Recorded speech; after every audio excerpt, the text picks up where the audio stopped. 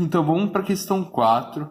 Nessa questão, ele fala que um inteiro m ele é fatorado em primos na seguinte forma: P1 elevado à primeira vezes P2 elevado a N2, P3 elevado a N3, até PR elevado a NR, em que P1 é maior do que P2, P2 é maior do que P3 e assim por diante. Então a gente tem aqui uma pequena restrição na fatoração em primo de N.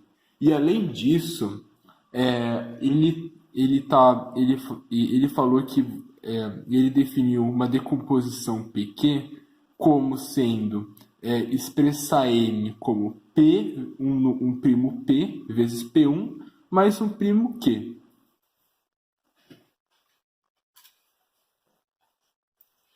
Então, o que a gente conclui nisso? Agora a gente vai entrar aqui, né? Se a gente pegar essas duas equações, a gente vai ver o seguinte: se a gente assumir que esse número pode ser decomposto por PQ, a gente vai ter PQ vai ter que resolver essa equação aqui, P1 que multiplica P2 elevado a N2, P3 elevado a N3, até PR menos P vai ter que ser igual ao Q. E no item A, ele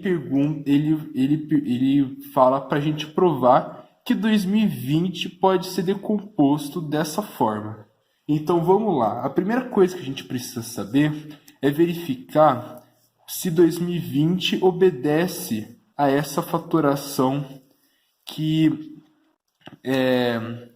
ele exige para a gente fazer essa decomposição. Quando a gente divide 2020 por 2, a gente vai ter 1010. Dividindo por 2, 505. Dividido por 5, 101. Bom, a gente sabe que 101 não é nem divisível por 2, nem por 3, porque a soma dos dígitos é 2, então ele vai dar resto 2 na divisão por 3. Nem por 5, ele vai dar resto 1 na divisão por 5.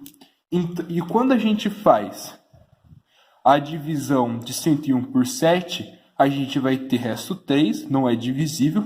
E quando a gente faz 101 por 11, a gente vai ter resto 2, também não é divisível.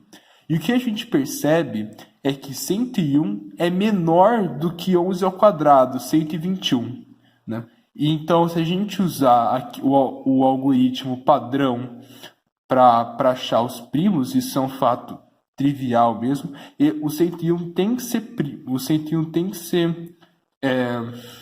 que ser primo, dado que 101 é menor do que não é divisível por todos os primos que vem antes do quadrado do inteiro quadrado perfeito depois dele, né? Então a gente conclui que a gente pode fatorar 2020 desse jeito. 2020 é 2 ao quadrado vezes 5 vezes 101. E a gente agora percebe que 2020 tem um primo aqui elevado à primeira potência, ou seja, ele obedece a fatoração em primos dele, existe as condições do problema. Então a gente usa aqui a equação 1 para achar o P e o Q para ver se dá para decompor 2020 dessa forma. E o que a gente percebe é o seguinte: a gente coloca o P1 como 101 e aqui o resto, 2 ao quadrado vezes 5 no parênteses. Aí a gente percebe o seguinte: para que Q seja um primo, porque ele precisa ser um primo, esse parênteses aqui precisa ser 1, porque se ele não for 1, o Q vai ser um número composto. Ou seja, P vai ter que ser 19, porque esse cara aqui é 20. E Q, portanto, vai ser 101. E a gente consegue perceber facilmente, então, que a decomposição ela é verificada, porque 2020 é 19 vezes 101 mais 101. E a gente termina o item A. E o item B, ele quer que a gente prove a conclusão que a gente vai tomar aqui. Então, vamos com calma.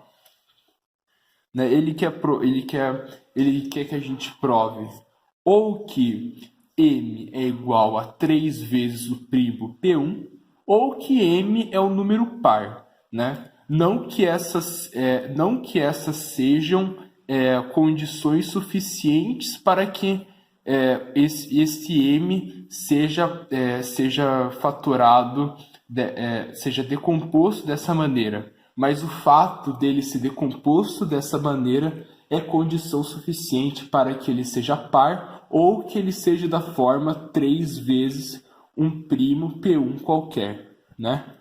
Então vamos demonstrar isso. Quando a gente pega aqui a equação 1 de novo, a gente tem isso daqui. E da mesma forma que no exemplo numérico que a gente teve de 2020, a gente percebe o seguinte: para que Q seja primo, e como a gente já tem o primo aqui, P1 multiplicando parênteses, esse parênteses todo aqui precisa ser 1, senão Q vai ser um número composto, né? Então a gente simplesmente conclui aqui que Q vai ter que ser igual a P1 e P vai ter que ser igual a P2 elevado a N2, P3 elevado a N3, aí assim por diante, menos 1. E daí nos restam duas possibilidades. Se esse produto, né, P2 elevado a N2, P3 elevado a N3, PR elevado a NR, não for múltiplo de 2, né, o que isso significa? Significa que P2 elevado a N2, P3 elevado a N3 vezes PR vai ter resto 1 na divisão por 2. E daí, quando a gente substitui, né, aqui a expressão para P, a gente percebe que, então, P vai ser congruente a P2 elevado a N2, P3 elevado a N3, até PR elevado a NR, menos 1 módulo 2. Então, como P2 elevado a N2, P3 elevado a N3, até PR elevado a NR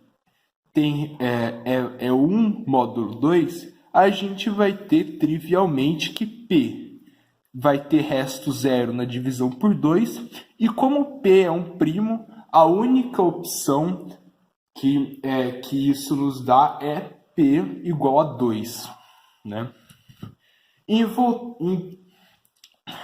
E daí, quando a gente volta na expressão e a gente nessa expressão aqui e substitui P igual a 2, a gente vai perceber que esse produto aqui vai ter que ser igual a 3, né? Como está colocado aqui, né? P2 elevado a N2, P3 elevado a N3 até PR elevado a NR vai ter que ser igual a 3 e, portanto, o M, usando aquela primeira equação lá, né, vai ter que ser 3 vezes P1. Por quê? Justamente porque M é igual a... Justamente porque M é igual a P1 vezes P2 elevado a N2, P3 elevado a N3, até PR elevado a NR.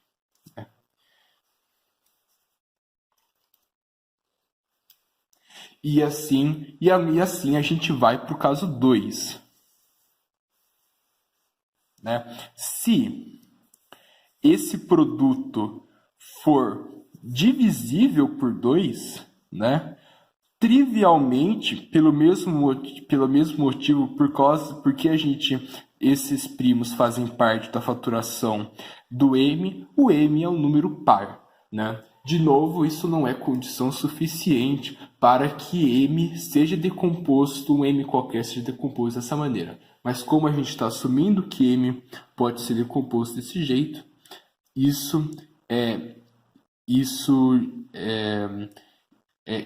essa decomposição implica esses fatos. Então, e agora a gente vai para a questão 5. Então,